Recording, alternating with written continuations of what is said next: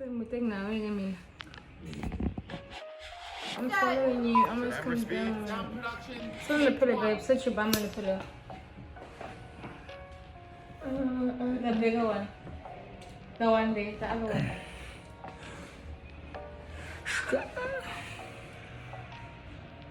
Roll sound. Hey guys, Hey y'all, welcome back. Doing? How we doing? Welcome back. Hey, welcome back. I know you like that. Woo! Sheesh. Ooh. Oh, something hurt me. It's your watch. Hey, bag. Ah. Hey guys. Hey. How you guys doing? Nicole and Nicole. Ngamboni. Senamkela. Esiqubeni. Sawambele. Oh, bon. Hey guys. Hey guys, welcome back for real. We're a bit exhausted. I'm joking, we're not. No, I want to find out what's this thing. I think there's a thing that's like making us exhausted. What's happening? There's a thing. I don't know. I don't know, maybe there's I'm fine. Like I'm 100 completely fine. I'm 100 completely fine. Percently fine. Percently. Hey guys, welcome back to the M's. Langa and Lisa. M. Langa and Lisa M. LM squared. LM squared. Someone keeps saying it. LM. That makes sense. Yeah, it does. Should we just be LM squared? Welcome back to LM squared, Langa and Lisa Mbhele. Lisa M. Okay, we'll figure it out. Whatever. Welcome back, guys. Okay. So yeah, just to kick it off, we just want to talk about the ins and outs and just our journey that got us here. I think just to kick it off, I would like to know, I'm sure others would like to know as well, how did we get here? Like, how was the journey for you? And just speak a little bit on the struggles and just the goodness, just a nice good balance of both. A nice good balance of both. Okay. So the ins and outs, shucks, where to begin? I think firstly, I was very overwhelmed by your intentions and your seriousness of our relationship, and how marriage has always been the goal, and I've always wanted a man that has direction. The man's gonna lead me. And then when I got a man that was intentional, that had direction, that was leading me, I was scared. I was so scared. I said, and it's like, but you've been praying for this, but you wanted. I was so terrified because I was like, why is this man so serious, and why is this man so genuine? Why does this man love me so much? Like, I was scared that you were going to break my heart. I was scared that this was not going to last very long and eventually I'll be disappointed, right? So I was scared. I had a lot of doubt. I struggled a lot with doubt in our relationship because I was like, it's temporary, like this is gonna die down. You're gonna get tired of being so kind and so loving and so amazing all the time. Like, you can't keep this up, bro. Yeah. I was like, you can't keep this up. I was like, tired. You're gonna get tired. And I think, like I said, even in my previous video, when you flew to Joburg, you met my siblings first, and then we had lunch with my parents, and the more this was happening, I was like, no man, this man is not here to play games.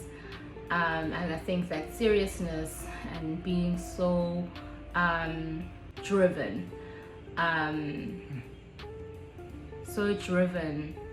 made me realize and throughout that journey being kind and reassuring me and being patient and understanding that I'm also still healing from my previous relationships and traumas. And so whilst that was happening at the same time where we were moving forward with meeting my family, the lobola starting, the negotiations, and how smoothly that went back last year in March,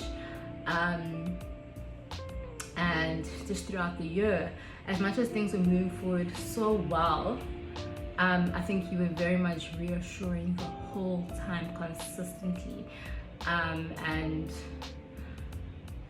yeah, I had my doubts. Another ins and outs struggle was we don't fight. We fight. We fight. You know what I'm saying? Like a lot. We don't fight often, but when we do, it's ugly. Nice. It's really ugly. And I was a person who was past tense also, where I'm a person that shares a lot, right? So when I'm upset, I would share a lot.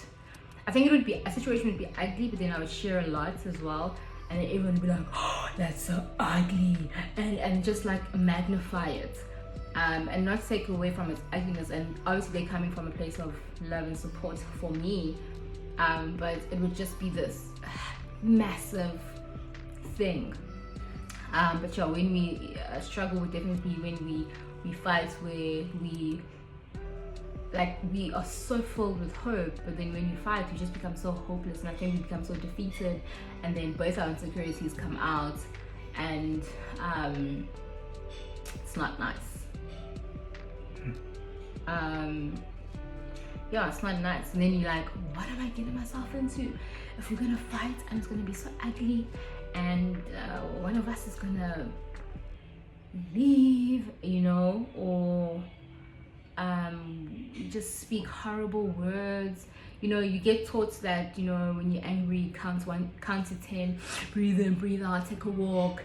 But when it's the moment, when you're in the moment of that thing, or the heat of the moment of the situation, that goes all out the window, and the reality of your frustration is so loud and ugly and not nice. So I think we experienced that, and that would add to my doubts. Remember that I had doubts, right? So that would add to my doubts, and then I would be like, nah bro, It's not it. nah fam, Shut it down. shut it down bro, Call it shut riff. the whole damn thing. Must I call my dad? Must I tell him I know the uncles came, bro? Maybe not. Yeah. And then the way we would come back from that, so like I said, the insecurities open, that kind of worm with the trauma is just open, and it's it's ugly. But I think when we come back together and we communicate and we forgive each other, and we talk, and we go through those kind of worms, like, why would you act that way? What's the reason for you to say that? What makes you, like, I think we communicate so much after a fight, that we grow and we heal from it, and we become better. You know, every time we grow so much, and we become stronger than we were. As cliche as that may sound, we become as stronger, more assured that we are for each other.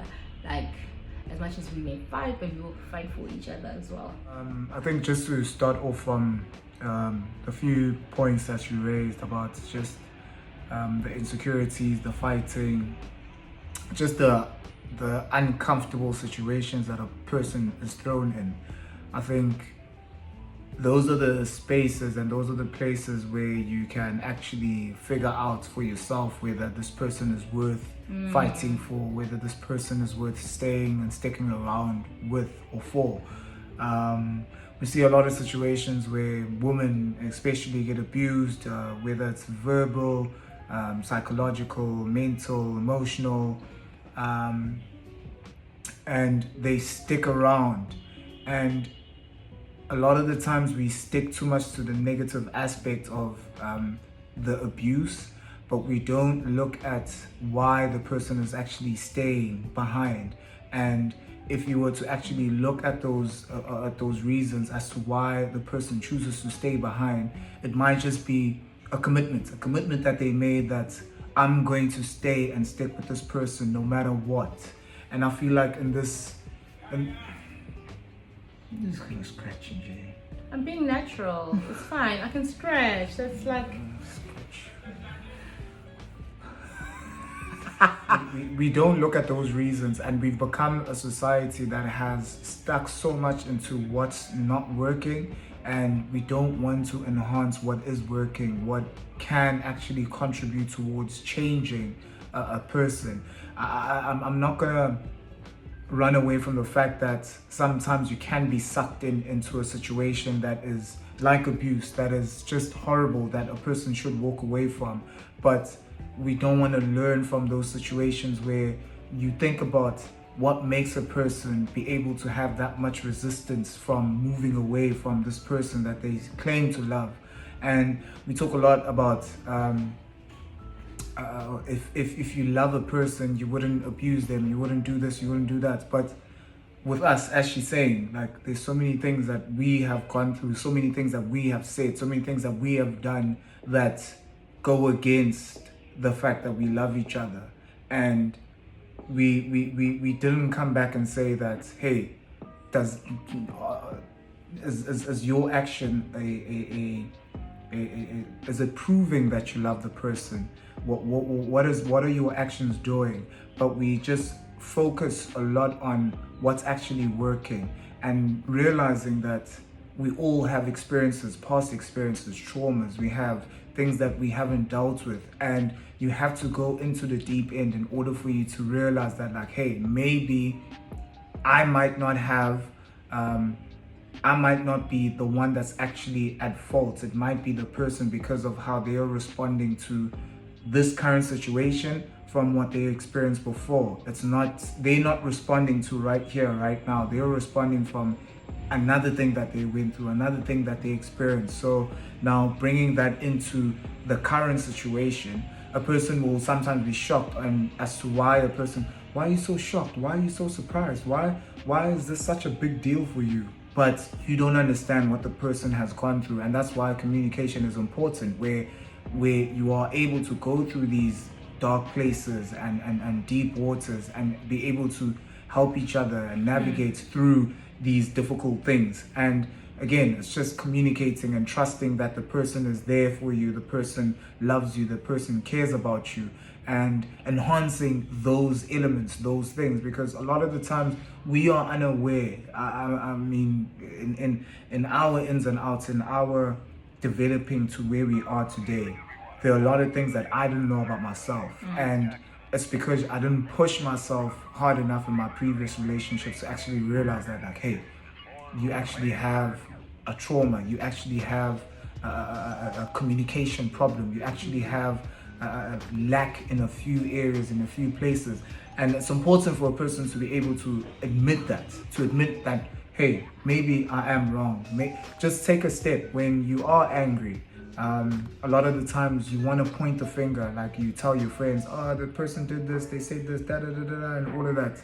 But you don't take a moment to think, what was my contribution? How could I have changed the situation? How could I have done better?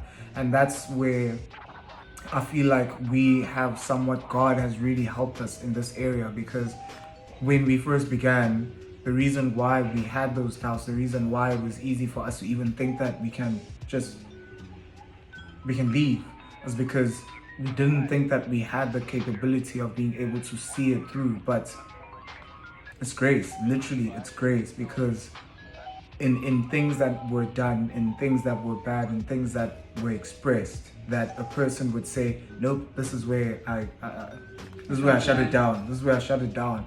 God just gifts you with just this heart and mind of understanding that, like, hey, you're not just here for the good, you're also here for the bad. You're also here to help the person heal. You're also here to, like, guide a person into understanding how a relationship is, because there are general consensus on what a relationship should be like, but at the end of the day, the relationship should be based on you two and what you want and what you feel. A lot of the times we carry what we learn from our parents, from our past relationships, from YouTube channels like this, and we take that and we make that into our own. Whereas, that's so true, guys. Hey, how many YouTube videos? Even this one, you know, but you make it your own. Make it your own. Yeah, that's the most important thing that I learned from our process, is that as much as we can take so many people's advice, even in premarital counseling, we are told that a man is the leader and etc. etc. Sometimes a woman can be a leader. Sometimes you can be at the back foot as a man, and it takes courage. It takes God's grace and love in your life to be able to know when you should be led. Not necessarily saying that now the woman should like be the head of the household or anything like that. Do we believe that?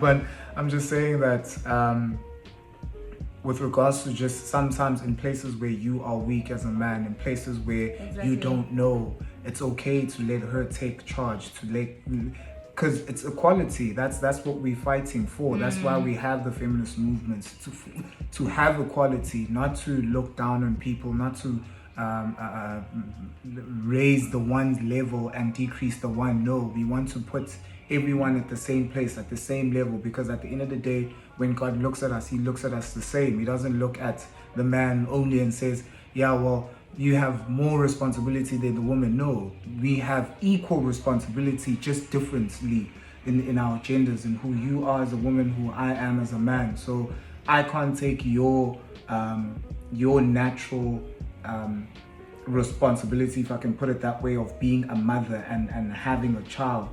You can't take my responsibility of giving seed. You see, so there's natural things, and once you get to a point where you understand where or what those are, it's easier to find someone that you can connect with. And I feel like that's what you did for me. That's you brought so many things that I was weak on, so many things that I struggled with, and you were able to raise that level and bring that level of understanding of seeing that there is another side. As much as you may be a man that has a vision, that has an idea, but there's always two sides to a coin. It's not just one side. And I feel like as men, we get raised in a way that is just one-dimensional, and we never take the time to truly understand women and what they want and what they need. It's always about what we understand and what we see. So the fact that you brought that element into my life, I'm really grateful, and I thank God for it, baby.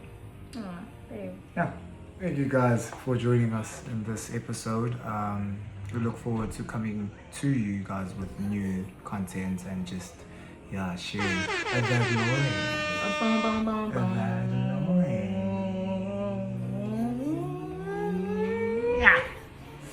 Anyway, until the next video, guys, let us know what you think. We are again having a conversation. Again, we're not experts, okay? We are learning, we are growing, and that's just how we do life. Yeah. It's not about being an expert or having the best advice or having been in it for years. We're not here to do that. We don't have experience to do that, but I think it's just the journey of coming to where we are today, where the fight has been worth it.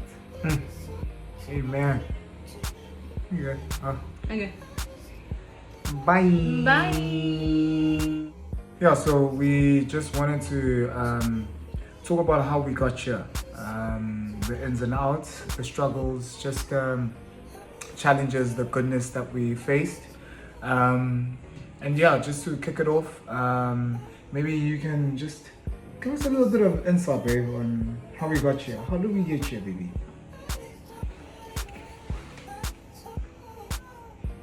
Maybe It's okay, Islamic food.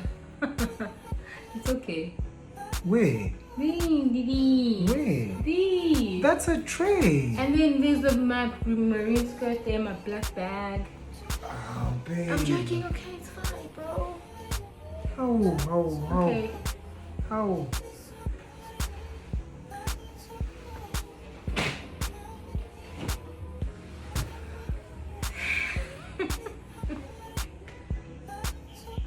Much better. I feel so much better, honey. Thank you so much. Basadi. It's the little Basadi.